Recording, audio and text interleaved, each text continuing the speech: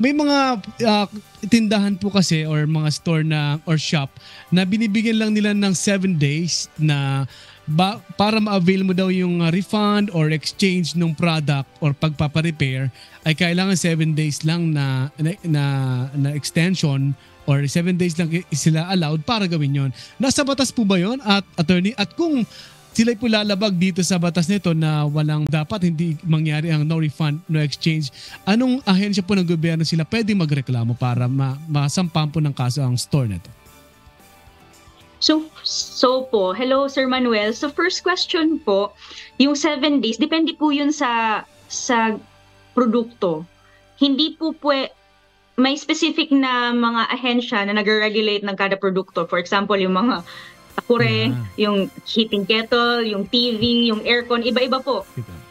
So kung yung 7-day na yun, sa mga medyo may kamahalang gadget or may kamahalang appliance, hindi po yung mag-a-apply. Kasi meron sa batas na at minimum 2-year warranty, minimum 1-year warranty. Yes. Siguro yung 7 days siguro I don't know, notebook, yung mga kasi attorney, di ba? Products na hindi masyadong high value. Mahal. Opo, kasi imagine kung halimbawa, Opo, go, attorney. Yung pangalawang question naman po ni Sir Manuel, kung saang ahensya, DTI po. DTI, first po, yung gagawin ng consumer, doon muna sa binilhan niya, syempre. Let's start sa source. And then, pag hindi pa rin, let's try sa barangay, if same kayo ng barangay. Tapos, pwede na sa DTI. Yan.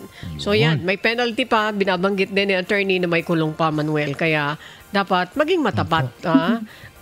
Walang deceit, walang panloloko. Kung ano yung tinitinda ninyo, dapat maayos. Binibili sa tamang halaga, dapat ibenta nyo po ng maayos. Otherwise, yung business naman nila, hindi naman magtatagal yan kapag hindi maganda yung kanilang serbisyo at yung kanilang mga tinitinda ay hindi tama.